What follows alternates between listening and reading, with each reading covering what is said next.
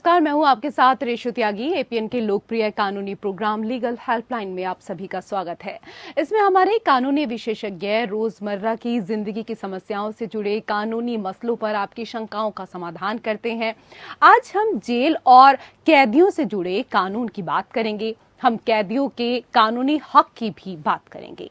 Jail अपने आप में एक दुनिया है। यहाँ के नियम, कायदे, कानून कैदियों और जेल कर्मियों से संबंध रखते हैं।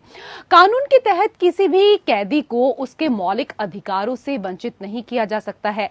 कानून किसी कैदी के साथ दुर्व्यवहार या अमानवीय व्यवहार करने या फिर क्रूरता बरतने की इजाजत नहीं देता है। जेल में बंद कैदियों को शुद्ध पानी, पौष्टिक खाना, रोजगार और मेडिकल सुविधाएं पाने का मौलिक अधिकार है। जेल अधिनियम 1894 भारत में जेलों के संबंध में अधिनियमित कानूनों से निपटने वाले भारत के सबसे पुराने कानूनों में से एक है। अधिनियम जेल के रखरखाव, अधिकारियों और कैदियों से संबंधित है। अधिनियम जेल के अधिकारियों के कर्तव्यों को बताता है, कैदियों के रोजगार से संबंधित जानकारी देता है। जेल अधिनियम 1894 कैदियों के सुधार और पुनर्वास के बजाय जेल के सुचारू कामकाज से अधिक संबंधित है। मॉडल प्रिजन्स मैनुअल के तहत किसी अपराध में सजा पाए कैदियों की अपेक्षा अंडर ट्रायल कैदियों को ज्यादा अधिकार दिए जाते हैं। कैदियों को मुफ्त में कानूनी सलाह, परिजनों को खत लिखने की सुविधा और मुलाकात करने की इजाजत, रोजगार और कई बार अंडर ट्रायल कैदी को मीडिया से बातचीत करने की इजाजत भी दी जाती है। तो ये थी जेल और कैदियों से जुड़ी बुनियादी कानूनी जानकारी। ज्यादा जानकारी और सलाह देने के लिए हमारे साथ हैं कानूनी विशेषज्ञ परमानंद पांडे जी। सर, बहुत बहुत स्वागत है आपका हमारे खास कार्यक्रम में। बहुत बहुत धन्यवाद। तो परमानंद पांडे जी, आपको कारागार और कैदी से जुड़े तमाम कानूनी पहलुओं की जानकारी देंगे। अगर आपका कोई सवाल है तो आप फोन करके राय ले सकते हैं। हमारे फोन नंबर्स हैं 012061279337। एक और नंबर आप डायल कर सकते हैं 012061279338। तो आज के विषय पर अगर आपको कोई भी जानकारी चाहिए तो आप कॉल करें और कॉल करके आज कैदियों के हक पर कानूनी जानकारी परमानंद पांडे जी से ले सकते हैं। सर, सबसे पहले आज हमारे दर्शकों को ये बताइए कि कैदियों को मुफ्त में कानूनी सलाह की क्या कुछ सुविधाएं रहती हैं? देखिए, जैसा कि आपने अभी बताया कि जेल का कार्य पद्धति जो है वो एक जेल मैनुअल है, उसके अनुसार चीजें। अब जेल मैनुअल में ये बात अभी है कि हर कैदी को आपको सुविधा होगी कि वह कानूनी रूप से कैसे उसको उपयोग करे, किस ढंग से उसका उपयोग करे, इसकी जानकारी उसको मिलती है। वो उसका अधिकार है, ये मौलिक अधिकार है कि वह जेल में देखे कि उसको क्या क्या चीज चाहिए। अगर मान लीजिए किसी मुकदमे में वो पड़ा हुआ है, वो अपने वकील से संपर्क नहीं कर सकता है, तो वह जेल में ही वकील से संपर्क कर सकता है। हर जेल में एक लीगल सेल बना दी गई, हर जेल में, एक नहीं कि हिंदुस्तान भर के सारे जेलों में एक लीगल सेल बना दी गई है जिसमें उसके वकील लोग आते हैं और जिस कैदी को उससे संबंधित जरूरत हो, जो जानकारी लेना चाहे उसकी जानकारी वो प्राप्त कर सकता है।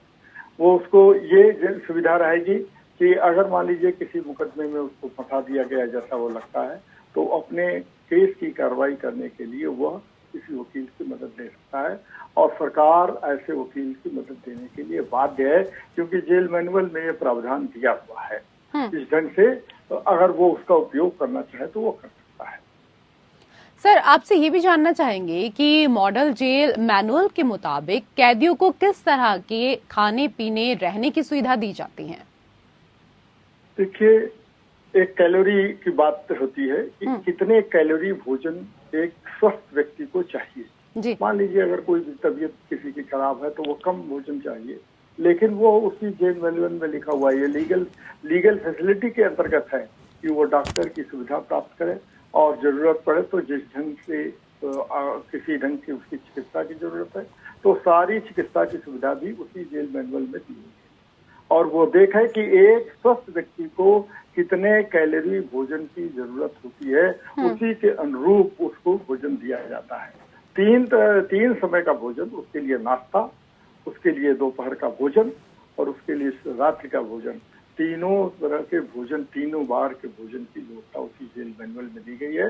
इस नाते उसमें कोई कटौती नहीं की जा सकती है कि अगर कोई चाहे कि हम कम भोजन दे सकते और नहीं, तो उसको पूरा का पूरा भोजन मिलेगा।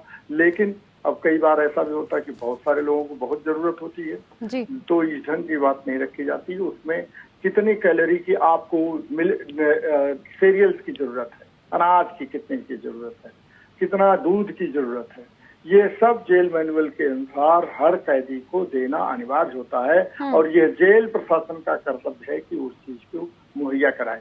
अगर उसमें किसी भी प्रकार की कमी होती है तो वो कैदी, वो प्रिजनर चाहे तो उस चीज को आगे उठा सकता है और उसको तुरंत पूर्ति की जाएगी, क्योंकि ये जेल मैनुअल में चीजें दी हुई है।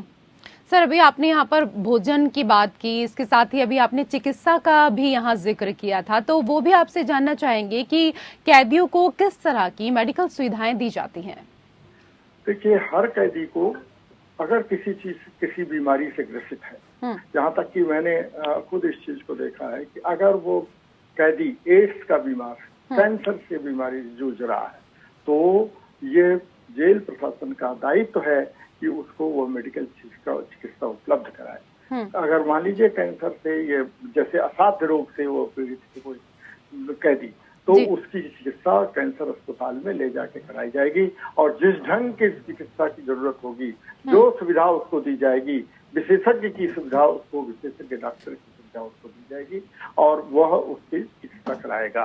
तो कोई छोटी मोटी बीमारी है तो उसके लिए वहाँ डॉक्टर तो बैठते ही हैं, हर जेल में वहाँ डॉक्टर बैठते हैं और एक सीमित समय के अंतर्गत बैठते हैं जहाँ पर वो जाकर के अपनी चिकित्सा सुविधा ले सकता है और उसे प्राप्त कर सकता है। लेकिन अगर किसी विशेषज्ञ, जैसे असाध्य बीमारी हो जाए, किसी को एड्स की बीमारी हो जाए, किसी को कैंसर की बीमारी हो जाए, तमाम लोगों को ट्यूबरक्लोसिस की बीमारी हो जाए, तो ऐसी परिस्थितियों में भी वहाँ पर विशेषज्ञ डॉक्टर उपलब्ध कराए जाते हैं। ये हमारे जेल मैनुअल में लिखा हुआ है। ये कोई हमारे ऊपर कृपा या किसी भी कैदी के ऊपर कोई कृपा नहीं होती, बल्कि ये अधिकार है और वो इस अधिकार का बाकायदा उपयोग कर सकता है जब चाहे तब।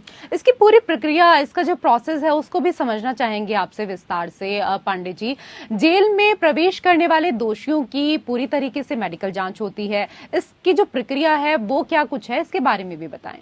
जी देखिए, जेल में कोई व्यक्ति जाता है तो कल को वो कह दे कि नहीं, मैं इस बीमारी से ग्रसित हूँ और मुझे आप दवा कराएं, तो इस नाते पहले ही जेल में भर्ती होने के पहले आप देखेंगे कि किसी भी कैदी को, जैसे आप बड़े से बड़ा कैदी हो, छोटे से छोटा कैदी हो, उसको अगर मान लीजिए जेल डिटेंशन में रखा जाता है, पुलिस रिमांड में कर दिया जाता है, जब जुडिशियल कस्टडी से उसको वहां पर जेल में भेजा जाता है, तो पहला प्रक्रिया होती है कि उसकी मेडिकल जांच कराई जाए। उसकी मेडिकल जांच में ये देखा जाता है कि क्या इसको किसी तरह की कोई बीमारी है, अगर कोई बीमारी है तो इसके लिए क्या उपचार किया जा सकता है और क्या ध्यान रखना होगा। अगर इसको कोई बीमारी नहीं है, साधारण सा सर्दी जुकाम की बात है, तो उस चीज को ध्यान रखते हुए उसकी दवा दे दी जाती है। लेकिन अगर मान लीजिए कोई गंभीर बीमारी से ग्रस्त हो और अगर उसको जानकारी न होने पाए, फिर भी वो जेल में भर्ती हो गया है, तो कल को अगर कोई घटना हो जाती है तो उसके परिवार के लोग कहेंगे कि देखिए, जेल अधिकारियों की केयरलेसनेस के कारण, असावधानी के कारण इस व्यक्ति की मृत्यु हो गई या गंभीर रूप से बीमार हो गया, इस नाते इसकी जेल की जांच जरूरी हो जाती है। इसलिए पहले ही जेल में भर्ती होने से पहले ही उस व्यक्ति की बाकायदा जांच की जाती है और उस जांच का परिणाम मेडिकल रिपोर्ट आती है। मेडिकल रिपोर्ट को कोर्ट में पेश भी किया जाता है, जिसमें ये बताया जाता है कि ये व्यक्ति जेल में इन बीमारियों से ग्रसित है और इन बीमारियों से ग्रसित नहीं है। अगर वो कोई आरोप झूठा लगा देता है कि नहीं, मैं इस बीमारी से ग्रस्त हूँ और मुझे इस तरह की सुविधा दी जानी चाहिए, तो उस तरह की सुविधा उसको नहीं दी जाएगी अगर वो बीमारी से ग्रस्त नहीं है, मेडिकल रिपोर्ट में उसको नहीं मिला है। तो इसके लिए सबसे जरूरी ये होता है कि कोर्ट को ही पहले ये बता दिया जाता है कि देखिए, ये ढंग से ये इसकी मेडिकल रिपोर्ट है और मेडिकल रिपोर्ट में पूरा फुल बॉडी चेकअप किया गया और इसके चेकअप करने के बाद ये देखा गया कि ये व्यक्ति इसमें दोनों चीजें होती है, शारीरिक और मानसिक रूप से दोनों चीजों को देखा जाता है कि क्या वो व्यक्ति मानसिक रूप से ठीक है या मानसिक रूप से विक्षिप्त अवस्था में है, क्या वो व्यक्ति शारीरिक रूप से ठीक है या शारीरिक रूप से अस्वस्थ है। 2-3 चीजों का कायदे से ध्यान दे करके तभी किसी व्यक्ति को जेल में रखा जा सकता है, जिससे कि उस पर कायदे से ध्यान दिया जाए, क्योंकि जेल में रहते हुए भी उसके मौलिक अधिकारों का हनन नहीं किया जा सकता है। ये तो सर यहाँ पर चिकित्सा की जो प्रक्रिया है उसको लेकर बात हुई। कई बार हम एक शब्द सुनते हैं, शायद फरलो उसको बोलते हैं, तो ये भी आपसे समझना चाहेंगे कि ये क्या होता है और फरलो देने में जेल अधिकारियों की सहमति कितने मायने रखती है?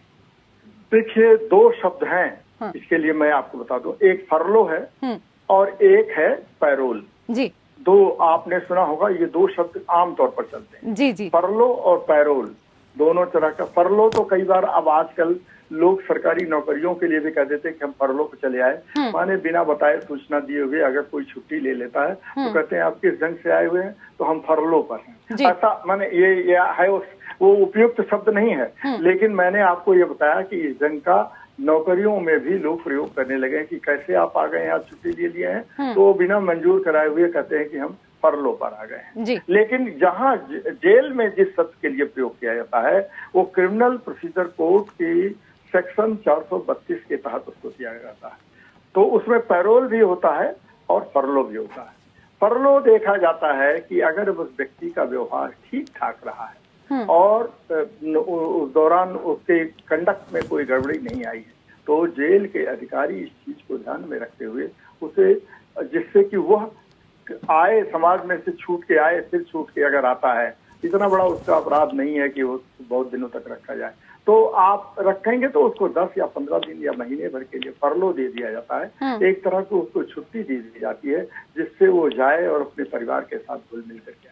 लेकिन पैरोल की जब बात आप करते हैं, पैरोल नहीं मिलता है, पैरोल मिल गया, कहते हैं हम पैरोल पर आए। जैसे किसी की बेटी की शादी हुई है, किसी के माँ बाप का उसको दाह संस्कार करना है, यानी अंतिम संस्कार करना, कोई इस ढंग की घटना हो गई है, तो वह तुरंत न्यायालय में इस चीज की अर्जी लगाता है कि मेरी बेटी की शादी होने वाली है या मेरे बेटे की शादी होने वाली है या मेरे माँ बाप का और किसी काम से बीमारी की स्थिति में है, उनको यहाँ ले जाना है, परिवार में और कोई देख रेख करने वाला नहीं है, तो कोर्ट उस स्थिति में उसको पैरोल ग्रांट कर देता है और पैरोल ग्रांट होने के बाद वो व्यक्ति आ जाता है, फिर कुछ समय के लिए बाहर आ जाता है। लेकिन फरलो और पैरोल में एक चीज का ध्यान रखिएगा कि फरलो को आप जब मान लीजिए कोई भी व्यक्ति 15 दिन या 20 दिन या 1 महीने के लिए फरलो दिया गया है, तो वह उसकी छुट्टी वो काउंट की जाती है। कहाँ? जैसे वो छुट्टी में है तो वो जेल में है और वो जेल के पीरियड में उसको काउंट किया जाता है। अगर मान लीजिए उसने 1.5 साल पूरा कर लिया है और 1 महीने की फरलो मिली है,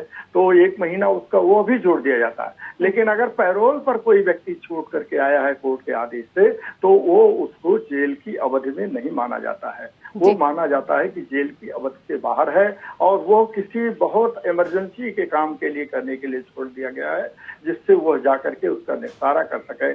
क्या अपने किसी का श्राद्ध कर्म करना हुआ या और भी कोई काम करने हुए, कुछ ऐसे काम करने के लिए जिसके लिए वो देता हुआ नाम। आमतौर पर पैरोल की छुट्टी लोगों को यहाँ पर हिंदुस्तान में खास तौर पर कहते हैं कि मेरी बेटी की शादी और मुझे उसमें जाना है, तो इसलिए मैं जाऊंगा, मुझे कोर्ट पे छुट्टी दी। तो कोर्ट ऐसी चीज में कैसे किसी चीज को, ये तो अमानवीय हो जाएगा कि उस व्यक्ति को न दी जाए। तो मानवीयता के आधार पर, ये मानवता का ध्यान रखते हुए कि मानवीय आधार पर इस व्यक्ति को छुट्टी दे दी जाए, वो पैरोल कहलाता है। और जो व्यक्ति हमारा अधिकार है गुड कंडक्ट के कारण, हमारा अच्छा व्यवहार है, उस अच्छे व्यवहार को देखते हुए अधिकारियों ने दिया है कि कहा है कि नहीं, इनका व्यवहार अच्छा रहा है और इनको समाज में घुलने मिलने से वंचित नहीं किया जाना चाहिए, परिवार में जाएं और वो एक छुट्टी की अवस्था। चलिए, आप बड़ी अच्छी जानकारी सर लगातार हमारे दर्शकों को दे रहे हैं। मन में और भी बहुत सारे सवाल हमारे हैं, तो कैदियों के हक पर कानूनी जानकारी आज हमें दे रहे हैं परमानंद पांडे जी। और अगर इस विषय पर आपका कोई भी सवाल है तो लगातार आपके टीवी स्क्रीन पर 2 नंबर चल रहे हैं, इन दोनों नंबर में से एक नंबर पर आप डायल कर सकते हैं। जो भी आपके मन में सवाल है इस विषय पर आप जानकारी हासिल कर सकते हैं। सर, एक चीज और बताइए कि अंडर ट्रायल कैदी और दोषी कैदी के हकों में क्या कोई अंतर होता है? अगर हाँ, तो क्या कुछ अंतर होता है? जी, देखिए, अंडर ट्रायल का मतलब तो ये हुआ कि वो व्यक्ति अभी उसके ऊपर मुकदमा चल रहा है, वो उसका दोष सिद्ध नहीं हो पाया है। लेकिन एक दोष जो एक ऐसा कैदी है जो कि वो कन्विक्ट घोषित हो चुका है, यानी उसके ऊपर दोष सिद्ध किया जा चुका है, तो दोनों के हकों में निश्चित तौर पर अंतर आएगा ही। दोष सिद्ध व्यक्ति को एक सजा दी जाती है कि 5 साल 7 साल या कितने साल की सजा उसको सरकार अदालत ने उसको दे दिया है कि इतने वर्ष तक ये जेल में रहेगा। लेकिन एक अंडर ट्रायल व्यक्ति जो है उसके ऊपर दोष अभी सिद्ध नहीं हुआ है, उसके ऊपर मुकदमा चल रहा है, तो निश्चित तौर पर अंडर ट्रायल की स्थिति दोष सिद्ध व्यक्ति से ज्यादा होती है और वो अपने अधिकारों का प्रयोग ठीक ढंग से और भी कर सकता है कि वो कह सकता है कि मुझे और देना चाहिए, जमानत के लिए कर सकता है।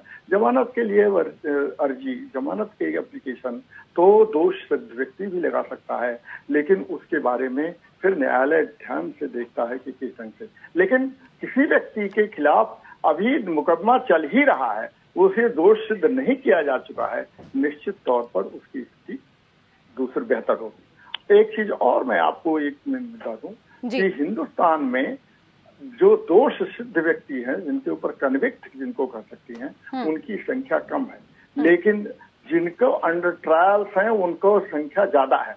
कई बार आपको जान करके आश्चर्य होगा कि जैसे कोई व्यक्ति पाकेटमारी में या किसी चीज में किसी को 1 साल की 6 महीने की सजा हुई, लेकिन उसका मुकदमा चलते चलते 4-5 साल गुजार दिया है जेल। तो वही वो कहता है कोर्ट में जाकर के कि अगर मुझे सजा भी हो जाती तो मैं 1 साल के भीतर छूट जाता पूरी सजा काटने के बाद, लेकिन अभी मेरा मुकदमा ही चल रहा है और मैं 3-4 साल जेल में बिता दिया। इस पर सुप्रीम कोर्ट ने बहुत कड़ा रुख लिया था और आपको मालूम होना चाहिए कि हुसैनारा खातून के बेगम के केस में सुप्रीम कोर्ट ने बहुत पहले ही फैसला किया है कि जल्दी से जल्दी न्याय दी जानी चाहिए और जल्दी से जल्दी अगर न्याय नहीं दी जाती है तो वह व्यक्ति एक तरह से अन्याय का शिकार हो जाता है। इसी अन्याय के शिकार से बचने के लिए अंडर ट्रायल्स के मुकदमे को जल्दी से जल्दी निपटाया जाना चाहिए।